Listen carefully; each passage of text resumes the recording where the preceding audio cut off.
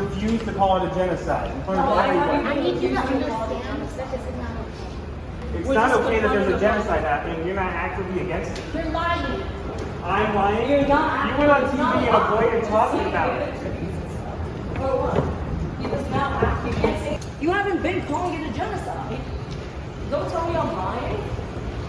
Then just say it's a genocide. Just say it. Over 30,000 people are dead, AOC. You can't just say it for once. Just say the word. That's it. That's all we want you to say. That's it. Just cut it, and you're going to cut this, and you're going to clip this so that it's completely out of context. I already said that it was, and y'all are just going to pretend that it wasn't over and over again. It's fucked up, man. And you're not helping these people, and you're not helping them. You refuse to. You're not helping them. AOC, man, she's been living a pretty interesting life these days. And I gotta say, man, as a conservative, I really do feel like we're to blame for AOC. We're at least to blame for her popularity and for whatever level of authority the left thinks she has. You know, because back when she was just some crazy junior congresswoman chasing jobs out of New York because billionaires are bad and talking about getting rid of cows and banning air travel to save the world, I mean, we laughed at her. And honestly, because those things are funny, you know, she was a sideshow to us, the walking, talking caricature of a really, really dumb leftist. But the problem is, the more we amplified her, the rest of the dumb leftists, they got excited, man. They felt heard or represented. They felt whatever it was that they were told to feel, basically. And now, here we are, man, a powerful woman who is really, really good at making intellectually corrupt people believe that she's serious. And it's dangerous. It's bordering on dangerous. Now she's in a position to say and affect some pretty serious things. Do you think, well, let me put it this way. What do you say to an independent voter, an average voter, who looks at what's going on with Donald Trump? You have his assets might be seized tomorrow. You also have the hush money case from the the district attorney, Alvin Bragg of New York. You also have the Georgia case about election interference. You also have the special counsel investigation on election interference. You also have the classified documents case down in Florida. That's 5 cases.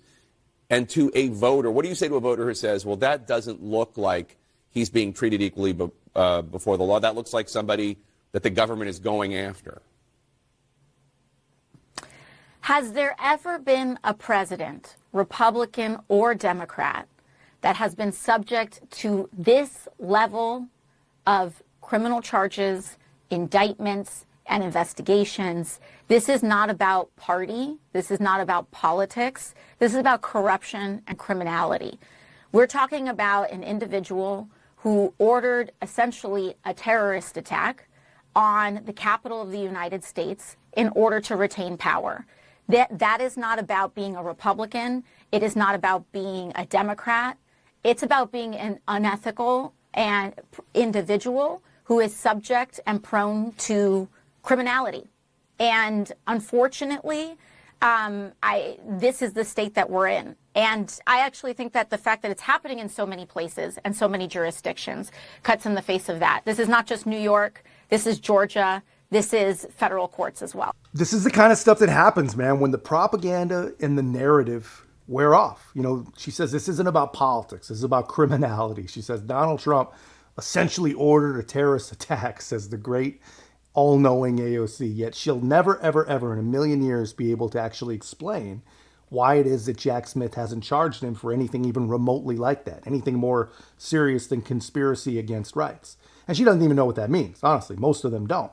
But this is what happens. You know, the left, I think they recognize that January 6th has reached the critical mass where there are now only 2 kinds of people, 2 reactions to the words January 6th. The reaction you get from the corrupt and crazy who really do believe that police were killed and it was an armed attempt to overthrow a free and fair election. And they will always believe that, you know, no matter what they see, no matter what they hear or discover, no matter what, they're going to believe that. And then there's the world of the people who actually have working brains, you know, who do not care if we ever hear those words again. We don't need to treat it like some fraudulent holy holiday like the Democrats would for sure prefer, right? We view it as an angry, violent mob full of people who got out of control and they felt unheard. You know, just like the situation in Seattle with CHOP, just like countless other riots that literally led to billions in damages, who knows how many thousands of injuries and dozens of deaths, right? that's what we see. Thankfully, I believe, there are more of us than there are of them. And this is why, victimizers like AOC feel the need to step up their language and talk about terrorist acts and insurrection this and insurrection that, all this us versus them nonsense. These are not serious people. These are people that believe only what they're told to believe. And we've got to beat them in November, man. We got to beat them so bad that they honestly don't believe it. But that's just my take, guys. Let me know your thoughts in the comments. If you haven't already, be a part of our growth. Make sure to like, comment, subscribe. Most importantly, share the channel. I'll see you in the next one.